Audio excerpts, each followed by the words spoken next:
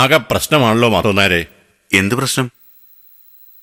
എന്താണെങ്കിലും പറഞ്ഞോളൂ തിരുമേനി. പറയാൻ തന്നെയാ പോണത്. അല്ല, പറയാണ്ടിരുന്നിട്ടും കാര്യമില്ല. മസ്തകത്തിൽ മാണിക്കുള്ള ആ ഗണപതി വിഗ്രഹം നായർക്ക് എവിടുന്നാ കിട്ടിയത്? ഞാൻ പറയാൻ തിരുമനസേ, ഇവിടെ തൊടിയിലെ തെക്ക് പടിഞ്ഞാറ് ഭാഗത്തായിട്ട് ഒരു കുളമുണ്ട്. ഒരു കടുത്ത വേനലിലെ വെള്ളവറ്റിന് തെളിഞ്ഞു വന്നതാ അത്. പിന്നെ ഒരു ഗണപതി പ്രിയനായതുകൊണ്ട് നല്ല ഭംഗിയുണ്ടെന്ന് പറഞ്ഞ് മാധവേട്ടൻ തന്നെയാ കഴുകി തുടച്ച് ഇങ്ങോട്ട് എടുത്തോണ്ട് വന്നത്. കുറച്ചുനാൾ അവിടെ തുളസിത്തറ വെച്ചിരുന്നു. പിന്നെ വെയിലും മഴയൊക്കെ കൊണ്ട് ഇങ്ങനെ ഇരിക്കുന്ന കണ്ടപ്പോ വിഷമം തോന്നിയിട്ട് ഞാനാ പറഞ്ഞേ ഇവിടെ പൂജാമുറി വെച്ചാ മതിയെന്ന്. അപാര ശക്തിപ്രഭാവമുള്ള ഒരു വിശേഷപ്പെട്ട ഗണപതിയാത്. മസ്തകത്തിൽ മാണിക്കക്കല്ല് ധരിച്ച വിഘ്നേശ്വരൻ. എന്നാൽ സന്താനലബ്ധിക്ക് ഭംഗം വരുന്ന ഗണപതിയാത്. അയ്യോ തിരുമേനി, ഭയപ്പെടണ്ട, പരിഹാരമുണ്ട്. വിഗ്രഹം വിധിപ്രകാരമുള്ള കർമ്മങ്ങളോടെ ആചാരാനുഷ്ഠാനങ്ങളോടെ ഗംഗാനദിയിൽ ഒഴുക്കണം. ഗംഗാനദിയിലോ? എന്താ ബുദ്ധിമുട്ടുണ്ടോ? ഇല്ല തിരുമേനി, ഒരു ബുദ്ധിമുട്ടുമില്ല. സുഭദ്രയെ ഗംഗ എവിടെയാണെന്ന് വെച്ചിട്ടാ? എല്ലാ നദിയിലും ഗംഗാ സാന്നിധ്യം ഉണ്ടോ? ഓ, എന്നാ ഒഴിക്കേക്കാം. സൂര്യദേവന്റെയും സർപ്പരാജാവായ അനന്തന്റെയും നിറസാന്നിധ്യമുണ്ട് മസ്തകത്തിൽ തെളിഞ്ഞേക്കുന്ന ആ മാണിക്കക്കല്ലിന്. അതുകൊണ്ട് ആചാരങ്ങളിൽ അണുയുടെ വ്യത്യാസം വരുത്തിക്കൂടാ. ആദ്യം വിഗ്രഹം പ്രത്യേക പീഠത്തിലിരുത്തുക. നെന്മേനി വാകച്ചാർത്തി ആദ്യത്തെ സ്നാനം. പിന്നീട് ജലാഭിഷേകം. ശുദ്ധമായ പശുവിൻ പാലുകൊണ്ട് അഭിഷേകം. പഞ്ചാമൃതാഭിഷേകം, പഞ്ചഗവ്യാഭിഷേകം, പനനീരഭിഷേകം, വീണ്ടും ജലാഭിഷേകം. അതിനുശേഷം മസ്തകത്തിലെ മാണിക്കക്കല്ല് ചന്ദനമുട്ടികൊണ്ട് ചാണയിൽ അരച്ചെടുത്ത പവിത്രമായ ചന്ദനം കൊണ്ട് പ്രഭ മറയുന്നവരെ പൊതിയുക. ശേഷം മഞ്ഞപ്പട്ടുകൊണ്ട് വിഗ്രഹം മൂടിപ്പൊതിയുക. ഇനി പുലർച്ചയ്ക്ക് 3 നാഴിയുള്ളപ്പോൾ കുളി കഴിഞ്ഞ് ഗ്രഹനാഥൻ ഒറ്റയ്ക്ക് വിഗ്രഹം തോളിലേറ്റി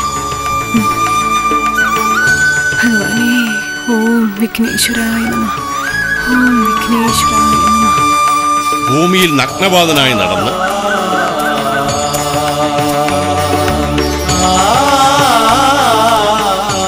നദിയിൽ പടിഞ്ഞാറ് ദിക്കിലേക്ക് തിരിഞ്ഞു നിന്ന് വിഗ്രഹം കിഴക്കോട്ടിട്ട്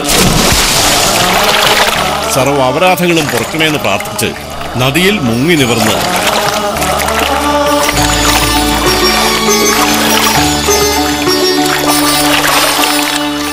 ഗണേശമന്ത്രം ജപിച്ച് പുലർച്ചയ്ക്ക് മുമ്പ് വീട്ടിൽ തിരിച്ചെത്തണം.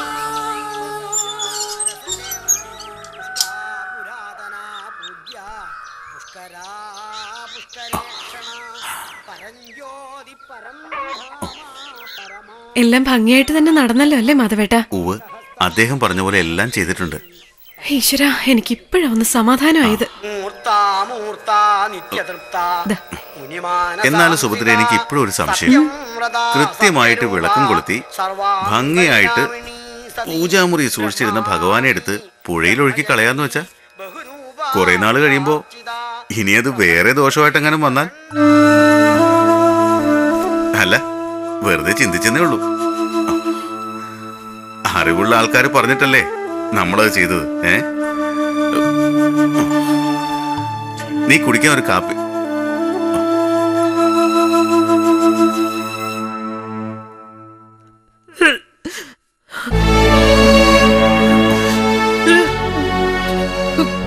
സുഭദ്രേ, സുഭദ്രേ, എന്താ എന്തു പറ്റി? സുഭദ്രേ, എന്താ പറ്റിയേ?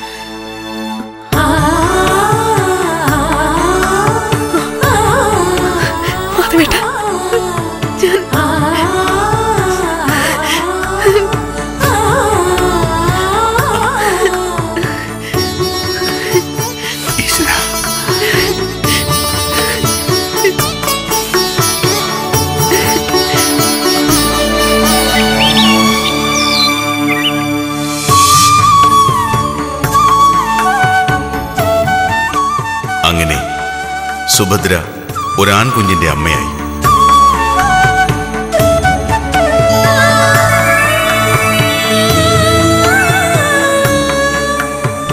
അവരവനെ ഗൗരീനന്ദൻ എന്ന് പേരിട്ട് ഒരു രാജകുമാരനെ പോലെ വളർത്തി.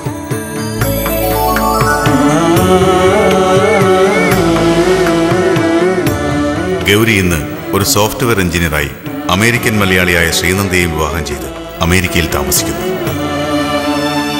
മാധവനും സുഭദ്രയും മകൻ സമ്മാനിച്ച പുതിയ മാണിക്യമംഗലത്തും.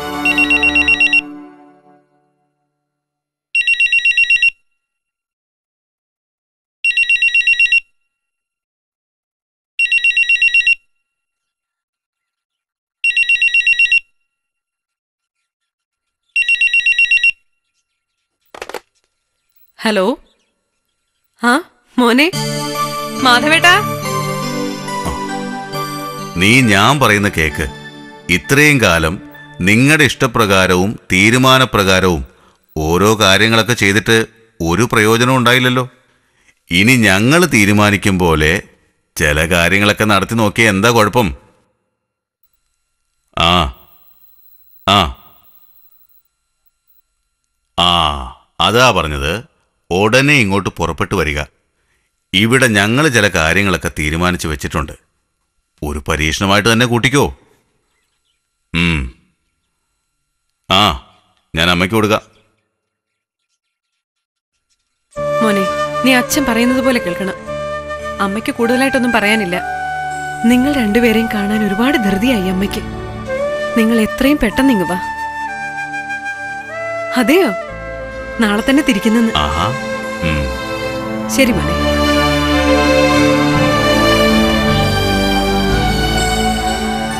അപ്പോ തിരുമേനിയെ ക്ഷണിക്കാൻ പോകണ്ടേ? വേണം.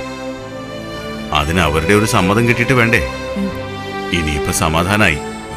നാളെ അവിടുന്ന് പുറപ്പെട്ട 2-ാം ദിവസം രാവിലെ ഇവിടെ എത്തും. നാളെ തന്നെ ഇല്ലത്ത് പോയി നീലകണ്ഠൻ നമ്പൂതിരിയെ ക്ഷണിക്കണം. എന്താ? അത് മതി. ഈശ്വര, തടസ്സങ്ങളൊന്നും വരുത്തരുതേ. ഗണപതിക്കൊരു തേങ്ങ അടിച്ചേക്കാമേ ഭഗവാനെ.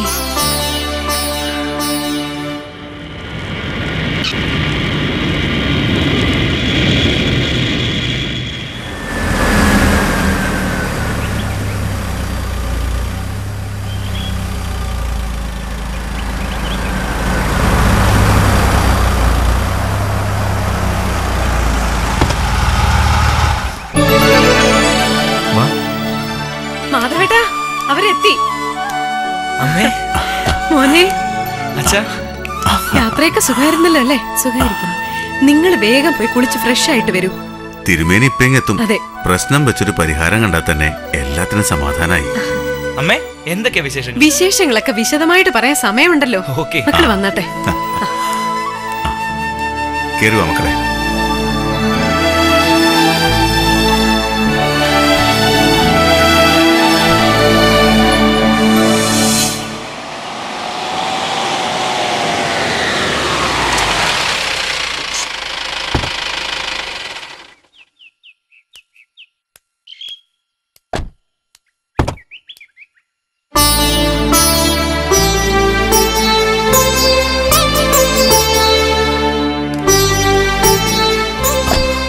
നമസ്കാരം.